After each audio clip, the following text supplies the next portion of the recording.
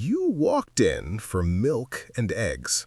You walked out with milk, eggs, a rotisserie chicken, 2 bags of chips, a candle that smelled nice, some kind of granola bar you've never heard of, and a magazine you will never read.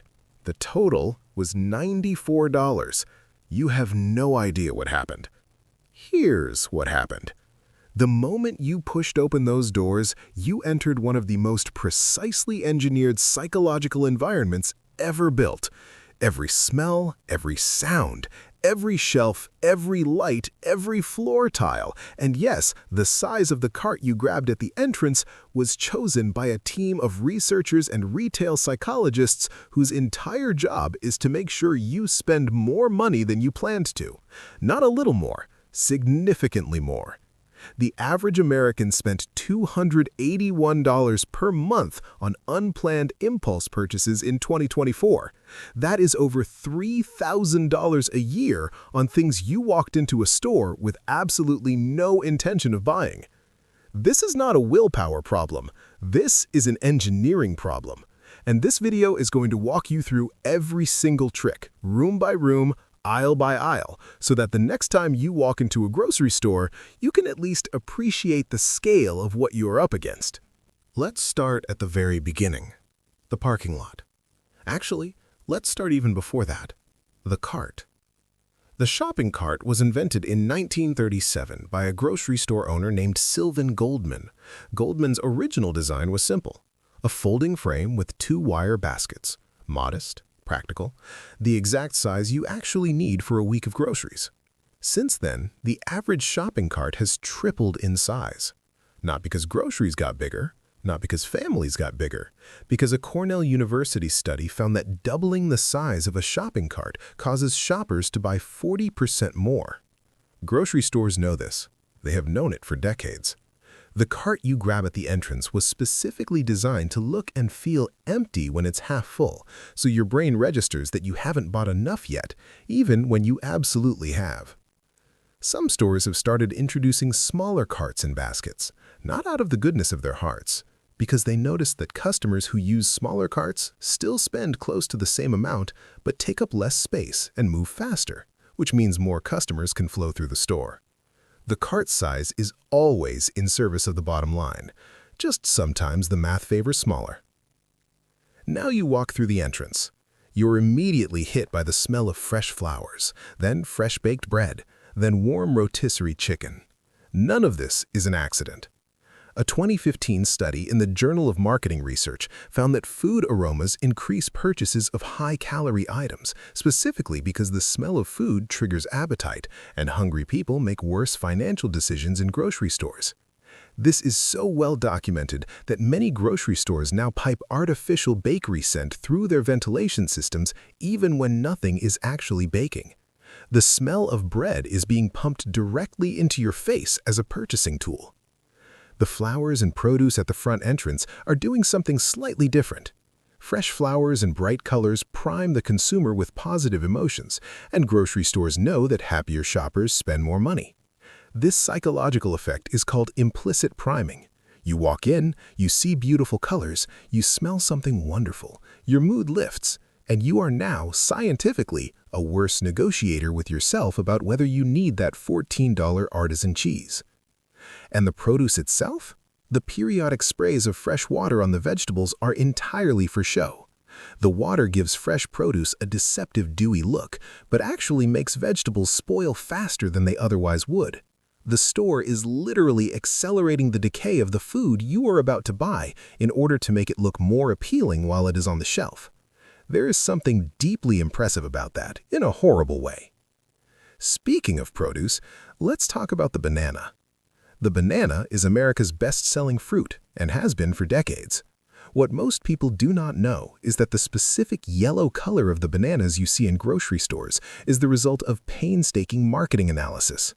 Grocery stores discovered that customers bought more bananas when their peels were a specific shade of yellow, Pantone color 12-0752, known as buttercup, rather than a slightly brighter yellow. The color of the banana you buy has been optimized by retail scientists. Let that sit for a moment. There are people whose job is to determine the precise shade of yellow that makes you buy more bananas. They found it. They are using it on you. Every time you walk past the banana display, you are looking at the product of what is essentially a corporate color science experiment. This is the level of detail that goes into a grocery store, and we haven't even made it to the cereal aisle yet. Now let's talk about the layout, because this is where most of the money is actually extracted. The average supermarket carries around 44,000 different items. Getting you to spend as much time as possible inside the store, passing as many of those items as possible, is the entire goal of the floor plan, which is why the milk is at the back. Milk is the thing most people come to a grocery store to buy. It is the universal errand, and it is located as far from the entrance as physically possible in almost every grocery store in America.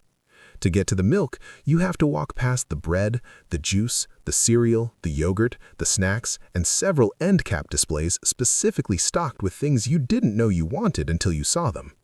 The milk placement is not a logistics decision, it is a toll booth. Your cost of entry for the one thing you came to buy is walking past everything else.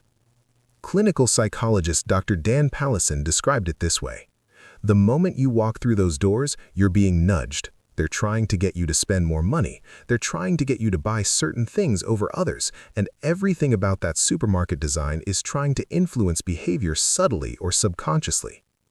The racetrack layout, the wide perimeter loop that most supermarkets use, is designed to guide you around the entire store before you get to the things you actually came for. The interior aisles branch off the perimeter like ribs, and each one is a controlled environment with its own rules. Here is one of those rules. It's called eye level is buy level. Retailers place products with higher profit margins at eye level, the most visible, most reachable position on the shelf. Cheaper alternatives and store brands are placed lower, where you have to actively look for them. The products at eye level are there because brands paid for that placement. It's called a slotting fee, a literal cash payment from a food brand to a grocery store for the right to occupy a specific position on a specific shelf. Slotting fees can run into tens of thousands of dollars per product, per store. The grocery store's shelves are essentially advertising billboards, and the brands are paying rent on every inch of eye-level real estate. And here's where it gets particularly shameless. A Cornell University study of 65 different cereals found that cereals marketed to children are placed at roughly half the height of adult cereals, positioned at a child's eye level specifically. The cartoon characters on children's cereal boxes have their eyes angled downward to make eye contact with children walking past. The study found that brand trust was 16% higher, and the feeling of connection was 28% higher when the cartoon mascot made direct eye contact with the child. The Lucky Charms leprechaun is looking directly at your kid. This is intentional. A scientist measured the angle. Let's talk about time. Specifically, the fact that you have no idea how much of it you're spending in there. When was the last time you saw a clock in a grocery store or a window? Grocery stores deliberately remove clocks and windows to make shoppers lose track of time. The longer you stay in the store, the more you spend. This is not a theory, it is a documented retail strategy. Every minute you spend inside the store is a minute you might see something else you want. The music helps with this too. A well-known study found that slower background music causes shoppers to move more slowly through the store and spend more. Grocery stores lower the tempo during busy hours specifically to keep customers browsing longer. This tactic has been relied on for decades because it consistently increases sales. The playlist is not chosen for your enjoyment, it is chosen for your slowing down. And then there's the 40-minute rule. Brain scan experiments found that after about 40 minutes of shopping, most people stop struggling to be rationally selective and start shopping emotionally. That is the point at which shoppers accumulate roughly 50% of the items in their cart that they never intended to buy. The store is not just designed to get you in, it is designed to keep you in past the point where your rational brain gives up and your emotional brain takes over. Let's talk about the deals, because this is where it really gets creative.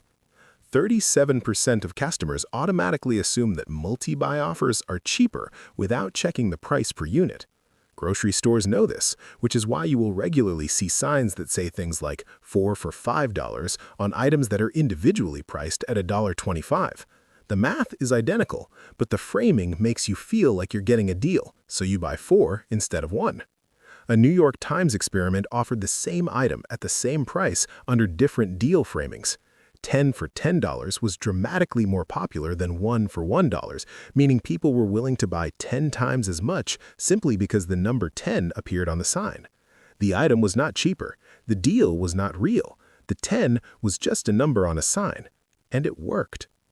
The same logic applies to the end cap displays, the product stacks at the end of every aisle. Those positions look like featured specials. They aren't always on sale.